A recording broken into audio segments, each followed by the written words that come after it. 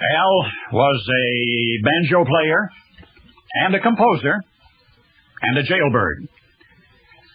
Among the other prisoners, the musician was an outcast. Was always being called cruel names. Al pretended it didn't hurt, but it did.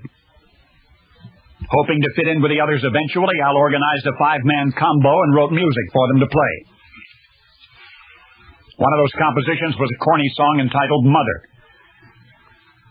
Al soloed, singing and strumming his heart out. But instead of accepting him, his fellow prison inmates only laughed louder. Now it's January 7. A prisoner named Jack Allen calls from his cell to the jailer. He is screaming in pain. He says he needs a doctor, but nobody believes Jack. They tell him he's faking. They throw him in solitary for being such a nuisance. The next morning, Jack was found unconscious, given medical attention, but too late. Through bleeding ulcers, he has bled to death. When the rest of the prisoners find out, they're furious. If Jack can receive treatment like that, so might they someday. There's a talk of a strike among the inmates. No work, whatever the consequences. Now remember Al? Remember the banjo player-songwriter? He knew that some of the prisoners had been agitating for a strike long before Jack Allen died.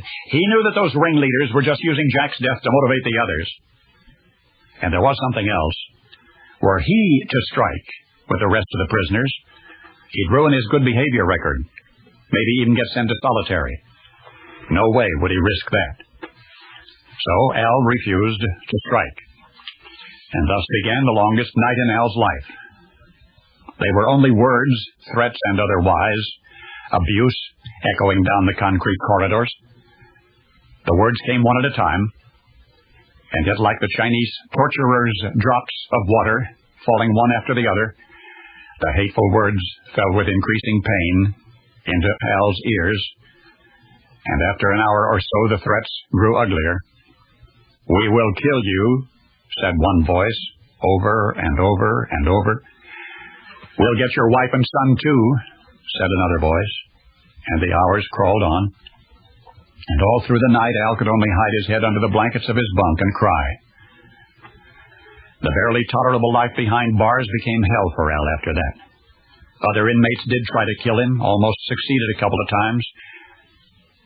And yet the most extraordinary mental picture one could ever have of Al's experience in jail is that of his head buried in blankets, a cell bunk muffling his sobs, and a cacophony of scorn and ridicule shattering the cold night air. Poets often speak of how hard and far the mighty fall, and yet how eloquently that one scene tells the tale of a man who once held a whole city in his grasp, and who held the whole national world of crime in his clutches, only to finish his career begging for acceptance and plucking a banjo in an Alcatraz band and smothering his tears in a blanket. The world remembers him as crime boss Al Capone, only now you know the rest of the story.